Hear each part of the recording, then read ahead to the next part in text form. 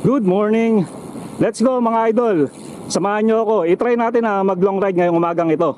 Pero this time, mga makakasama tayo mga idol. Ayun, puntahan natin ngayon dito sa may Punggol, sa Halus Bridge. Okay, alright, let's go! Malayo pa lang, rinig na yung wheelset. Yun! Okay, let's go, ride out na mga idol.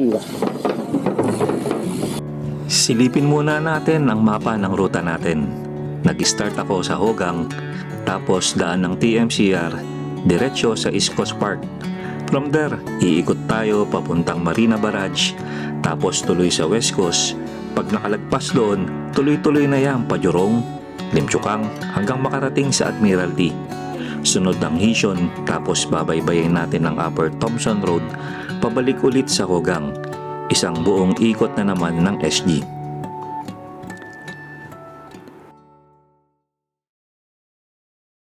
Ang plano ko talaga, sasabay ako kina Mario Atose hanggang breakfast sa McDonald sa East Coast Park. After nun, bala ko nang mag-solo ikot. Sila naman, babalik na ng TMCR. Tignan natin kung matutuloy akong mag-solo ikot o baka naman, mapasama ko pa rin sila sa padyakan. Pagdating namin sa TMCR, napansin agad namin ang daming maliliit na bato sa bike lane. Rinig mo talaga yung tik-tik sa gulong. Medyo alanganin, labas muna tayo dito para mas safe at mas smooth ang takbo. Labas, labas! Sa labas tayo!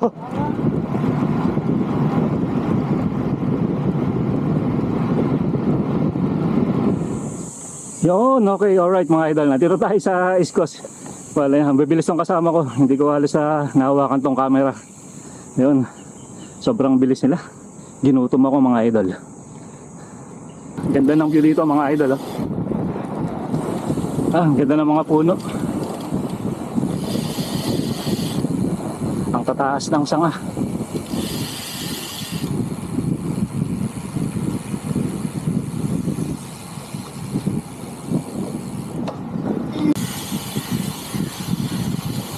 Yun, kami sa mag-camping dito sa East Coast mga idol. Ito yung campsite dito. Yun, no? Ay. Siguro next time i-try uli natin mag-camping. Kakamiss din eh.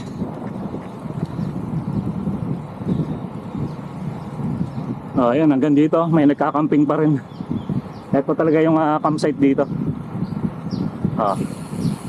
Diba?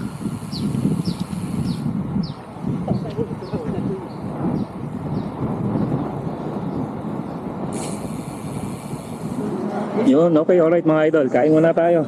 Ginutom ako doon sa dalawa kong kasama, napakabibilis. Ayun, kaya ayun, kain muna tayo mga idol.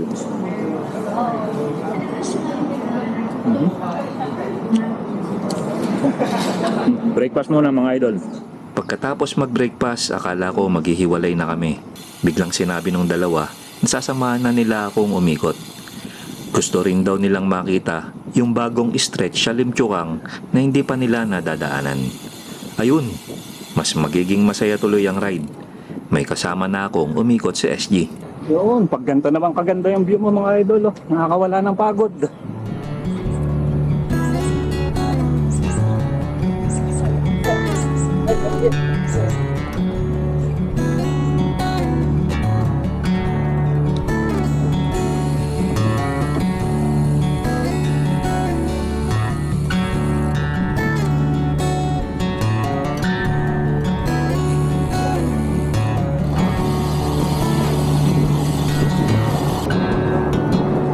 It's mega size.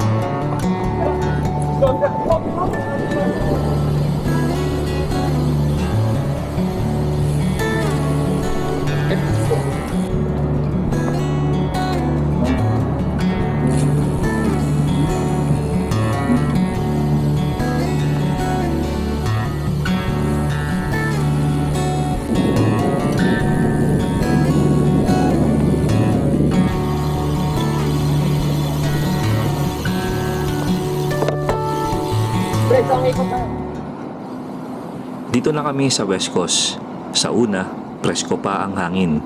May lilim galing sa daan sa taas. Ang sarap pa ng padyak Parang chill lang ang lahat. Pero pagdating sa part na to, biglang nag-iba ang ihip ng hangin. Ramdam ko na ang init. Unti-unting bumibigat ang bawat ikot ng pedal. Sumisipa na ang heart rate ko dito at pumapalo na ng 170. Sabi ko sa sarili ko, steady pace lang. Control lang sa hinga. Hindi ito karera. Ayan, hinga tayo sa bagong Lim Chu Kang Road mga idol.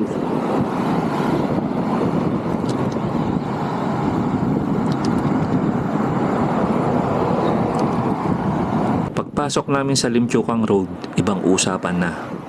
Open field. Halos walang lilim. Yung mga puno sa gilid ng kalsada, bata pa. Hindi pa kayang makipaglaban sa araw. Tahimik ang paligid. Bihira lang ang sasakyan. Tunog lang ng gulong at hingal namin ang maririnig mo. Hanggang sa marating din namin ang Kranji. 3% gradient. Ang kunat.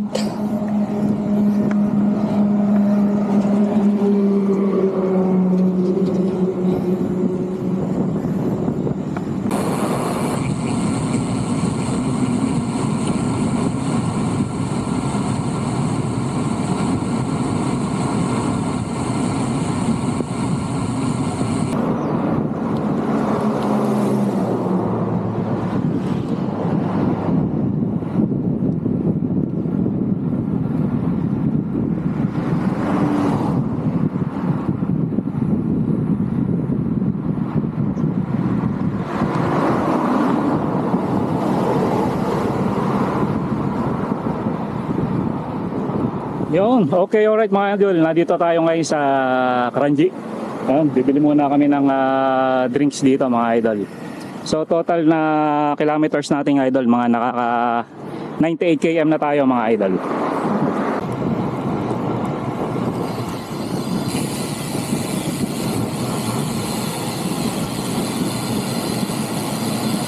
Pagdating sa Admiralty Road, akala ko okay na ulit.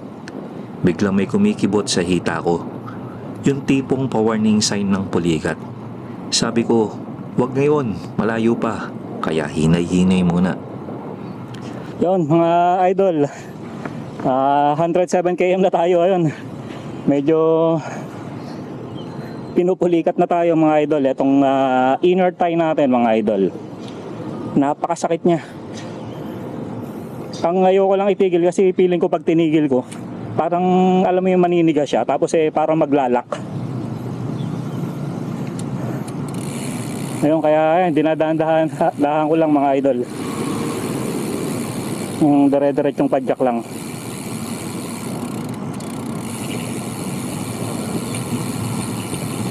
Medyo malayo-layo pa yung patong babiyahin natin.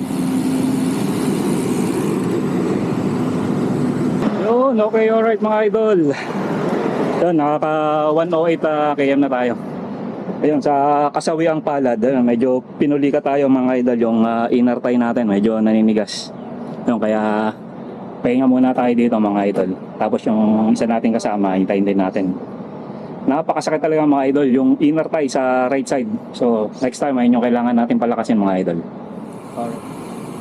Buti na lang, pagkatapos ng maikling pahinga, bumalik din ang gaan. Nandito pa rin kami sa Admiralty Road at papalapit na sa Yishun. May konting saya na rin sa isip kasi alam mong kahit may pagod na at init kanina, nalampasan ko na.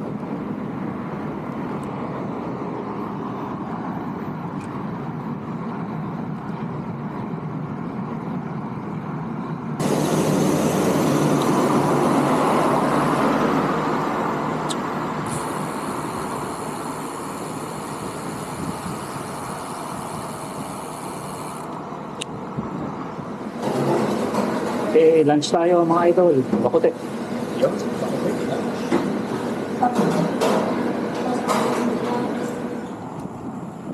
After lunch, may bagong lakas ulit.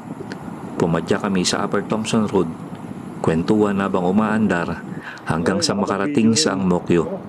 Doon na kami isa-isang nagpaalam.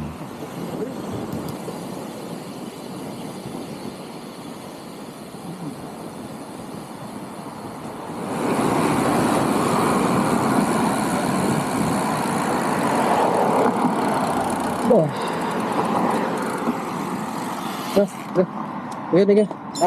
Okay, next time. Sige, baka pipindot sa kabila. Sa kabila ka. Ata.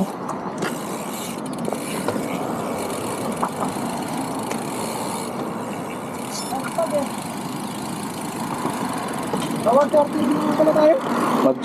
Magsusumo. Sumo ba, Mike? Mark? Ano? Ano? Alam na. Parehas tayo na sumakit eh. Dito yung pre.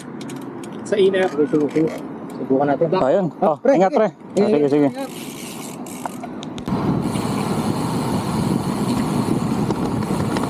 Pre, dito na ako. Sige, diretso ka na? Ako. Ito ka na diba? Oo. Na ako dyan.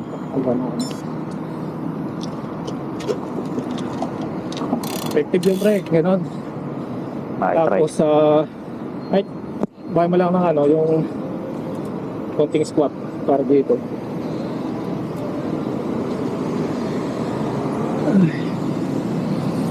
Sunog naman eh, Oo, pakainit. sunog yan pre.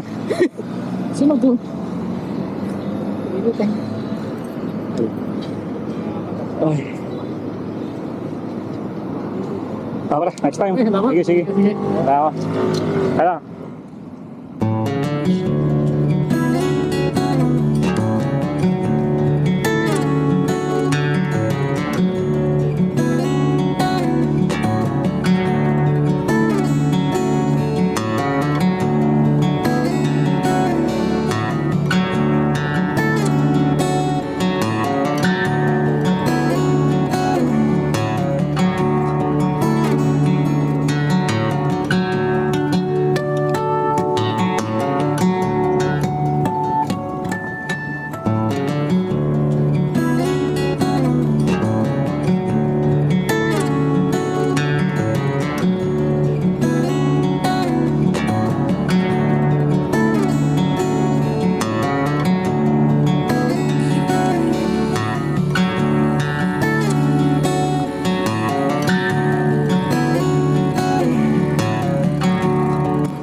Okay, alright mga idol. Naka 134 km tayo ngayon mga idol. See you sa susunod nating ride mga idol. Ikot SG. Alright, let's go!